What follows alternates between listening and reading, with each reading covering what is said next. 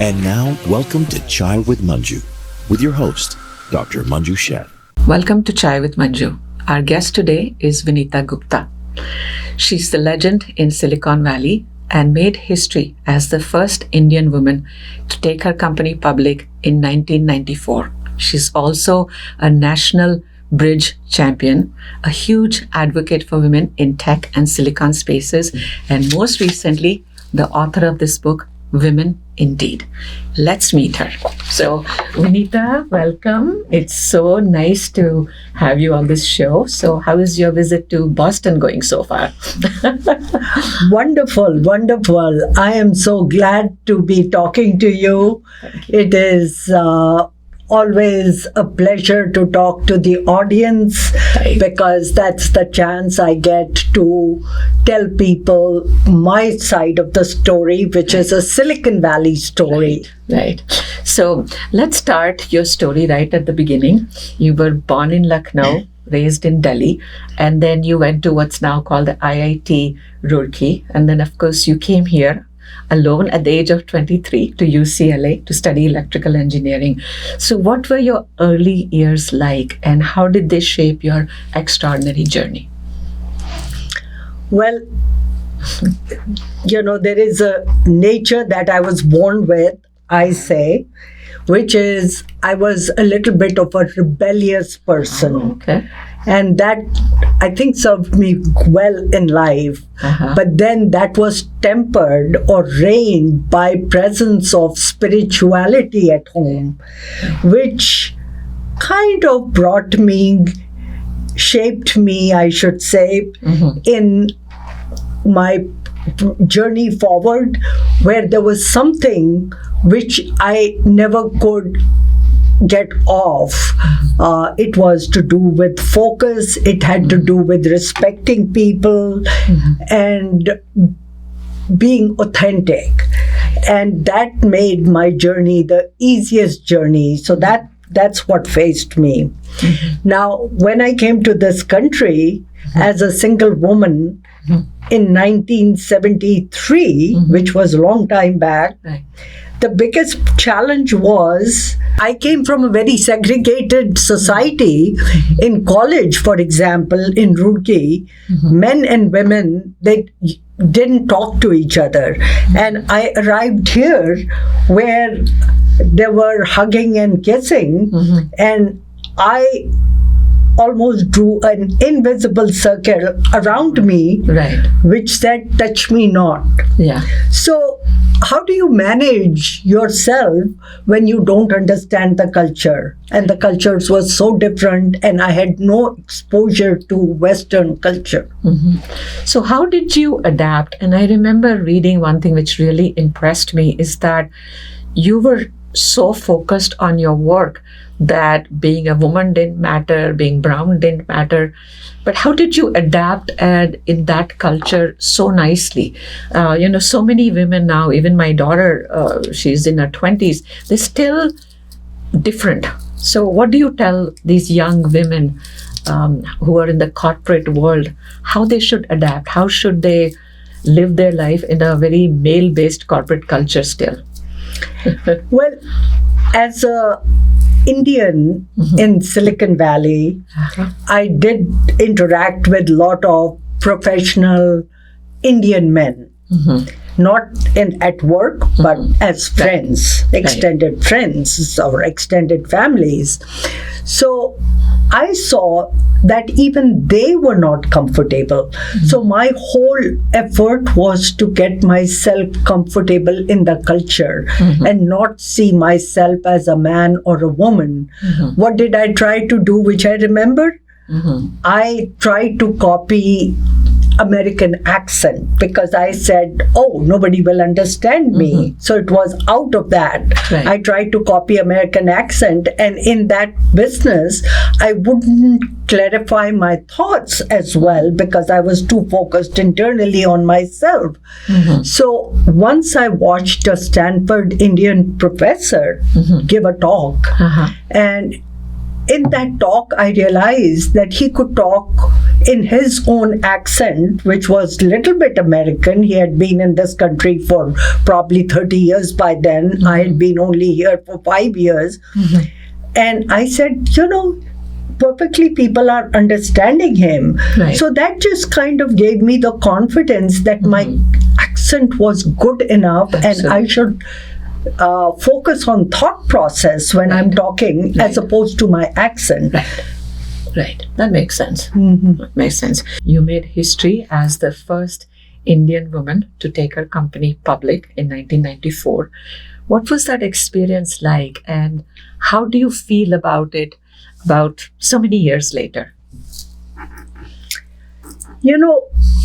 For most of my milestones as external accomplishments, it was the anticipation that I was very excited about. Anticipation of taking the company public once we made the decision that that was going to happen. So I was very excited. And when it happened, yes, I was elated by it.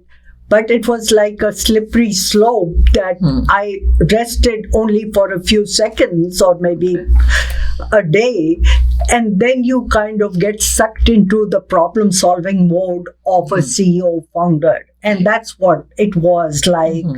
I have good memories, but not the moment. Moment has been, mission accomplished, move on to the next problem, find another mountain to climb. And now when you look back, do you wish you had done anything differently? In terms of?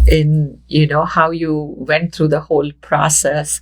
Do you wish you had sat back and just relaxed and enjoyed it a lot more before you went to the next project? Well,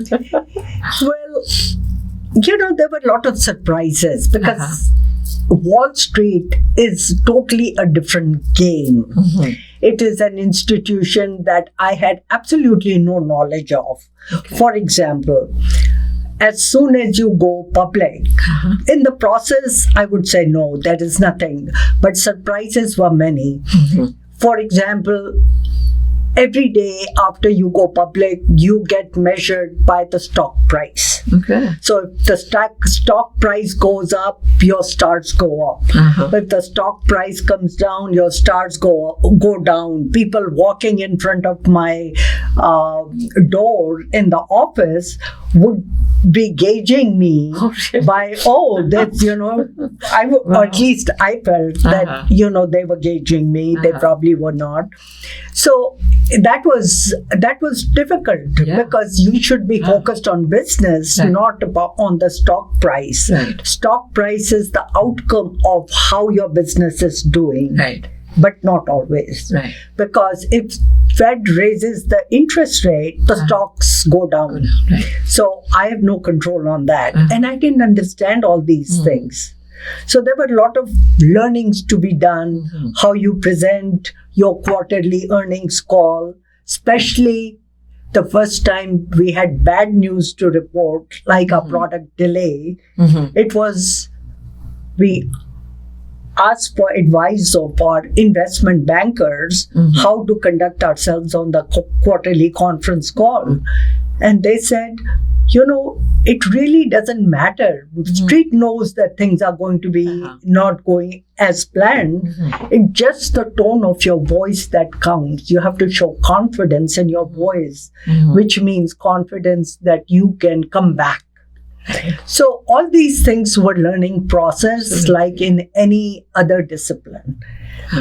So it takes a lot of courage to be an entrepreneur and then to sell your company, I think. Make it public. Tremendous courage. It was a courage. Also gave us a currency to buy other companies, which I did not realize. The money that you raise in IPO, some of it, of course, we sold our own shares, so some came to us, but bulk of the money goes to the company. But that money is not to be spent in the operations of the company. I did not know any of these things. So I was happy that it got done. an obligation over. I say that because VCs, they invest in you so that they can take multiple times the return. Right. And when you take the company public or you sell the company, that is their opportunity. So there is an implied promise that you make to your investors. I always worked for somebody, even though I was working for myself. I liked when you said that you were so surprised and happy in a way to realize when you went public that you were worth so much. I love that, how you put it. So I have been enjoying reading about you. So, of course, one thing another, you're such a trailblazer. You're also a national bridge champion, which many people don't know. And I've read that, of course, the bridge is the toughest mind game. And what I like the way you described is you said it's like nirvana, right? So tell us, what are some of the life lessons that you've learned from bridge? So why do I call it nirvana? I think that is a very accurate description. It's nirvana because it really pulls you into it and makes you apply your brain to it. It is also very fast moving compared to running companies. In here, a hand is over in 7 minutes and you have to make decisions in those 7 minutes which count. Okay, in running a company, you have days, if not weeks, and sometimes even half a year to make decisions because they impact you in a longer way, or it takes implementation, takes a longer time in a company. So it is a very fast moving game, but that's the nature of sports. Every sports. I compare bridge with, to explain to layman, I say it's like playing basketball. That you don't worry about the ball that you missed. You have to worry about the next ball, because if you start thinking of the ball that you missed, you're going to miss the next ball. So in bridge, there is a saying, don't fight yesterday's wars. I love that. And that is the nature of the beast, that don't think about what happened in the past, because you cannot undo that. And this is a life lesson worth remembering, applying to every walk of life. That is so true. That is so true. I have enjoyed reading about you, researching. It's so much. I've learned so much. And I'm so excited that you've written a book. And this is my next thing to read. And the topic is, the title is so fascinating, The Woman Indeed. So tell us how you came up with the title, and tell us more about this book. And where can people get it? It's on Amazon, right? Yes, it is available on Amazon. So I think the real reason is, when I was looking for nannies for my children, there was a company that I hired that was the only nanny hiring company available in Silicon Valley at the time. I'm talking long time back. My first child was born in 1988. So it was in those days, people used to have au pairs, babysitters. Nannies are higher caliber babysitters. That's what they are. They take complete responsibility for your child. Anyway, the name of the agency was Women in Need. So I thought that was a very clever name and memorable name, because so many years later, I cannot forget that name. So when I came up with, that was my idea, The Woman Indeed, because I consider myself action oriented. I have bias for actions, doing and failing or stubbing my toe and moving forward. So I thought that would resonate with what I am, and hopefully will be a memorable name that people are not stumbling with the name of the book. And it showcases your journey. It says, Road to IPO, Bridge Tables and Beyond. What is the beyond? Well, like I think I said, that I'm always looking for next mountain to climb. Restless soul, as you call yourself. I call myself restless soul. I cannot sit. I think as soon as I will sit, the life will be over, or vice versa. Only I'll sit when the life is over. So I just am looking always for what is the next thing I can do.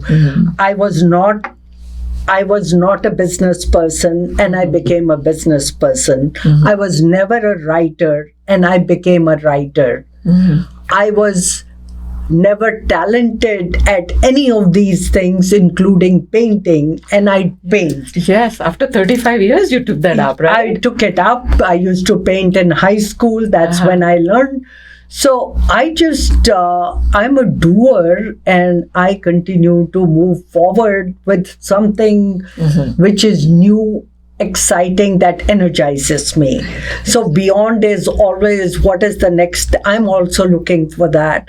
What is the next thing that will excite me? Right now, I consider myself still in the book author phase, because having a product, as I've learned from my being a CEO, having a product is one thing, but marketing it is something else. And I'm marketing my product at the moment, and hoping it will be useful for some absolutely, people. Absolutely. I've been looking through it. And just so that people know, Thai Boston is doing an event on, it's called the Thai Tuesday, so upcoming Tuesday, where you will have a fireside chat with Vinita ji. So you can ask her as many questions as you want, right? Okay. So hopefully I can answer those. Yes, you can. So, is there any legacy that you would like to have? I think that's a tough question, because I never wrote the book for a legacy, but I hope I'm remembered as a woman of substance. Absolutely. Absolutely. That you are. That you truly are. So I asked you a lot of serious questions. So now I'm going to ask you some fun questions in the rapid fire, short and fast. So, best time of your life was? So many good times. Is there any best time? I enjoyed most of the good times, and of course I didn't enjoy the bad times. Nothing stands out, but what stands out is when sentimentally, when I was touched was when my first daughter was born. And the reason partly was because she came after 13 years of our marriage, and we tried to have, but I couldn't get pregnant. So she was a bundle of joy, and when I brought her home, I almost had tears of joy running down my cheeks. And you have two daughters, right? I have two daughters. What are their names? The older one is Anika, and the younger one is Serena. And both are Indian sounding name, so that it, rooted in us, our Indianness, but yet easy to say for Americans. Right. So what was the toughest time of your life? I think my toughest time of being the CEO, founder of startup Digital Inc. was 6 months after we started. I say we because I had a partner, a business partner. And he decided, 6 months later, he decided to quit. Oh my goodness. And I was left holding the bag when 50% of my company was gone. And it was one of the things where I was absolutely not sure if I would be able to run the company forward with that event happening in my life. Okay. Which you did, and very successfully. And what do you think is your biggest strength? I know you're very competitive. I think my biggest strength is that I feel there is nothing too hard that I cannot do. That's amazing. That is amazing. And is there any weakness anywhere? Chink in the armor? As much as you may differ from me, I think I lack the confidence. Okay. Hard to believe. Yes. But it's very reassuring for, I think, all women, because I think at some space we all have that insecurity. And when you see women who are so strong show their vulnerability, it actually gives you hope that you can do it too. I think it does more than that. I think what makes you better performer, when your outcomes are good, is when there is constructive tension within you.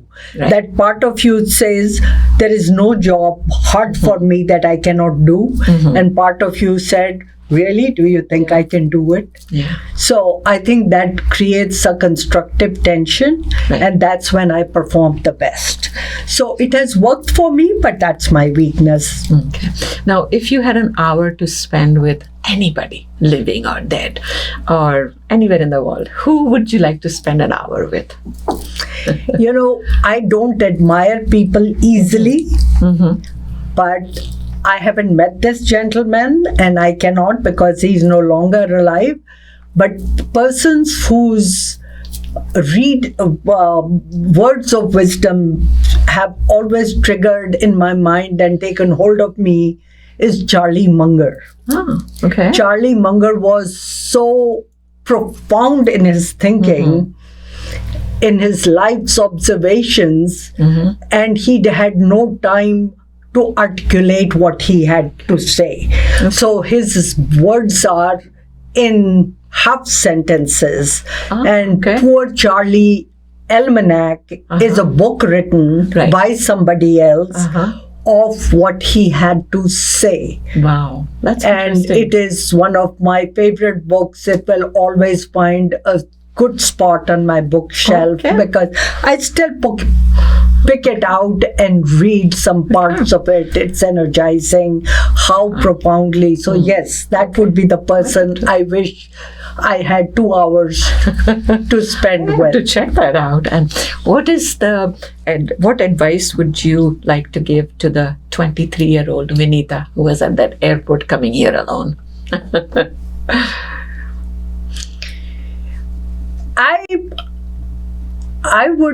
What is the advice? I think have more confidence. You can do it. Even though I was doing it, I did not feel inside. And I fought very hard with myself to kind of come out of that envelope. That sounds wonderful. Okay. So, Vinita, we are super, super excited. You are the chief guest tomorrow at Akshay Patra. So, you will get to meet the community. It's one of the best galas.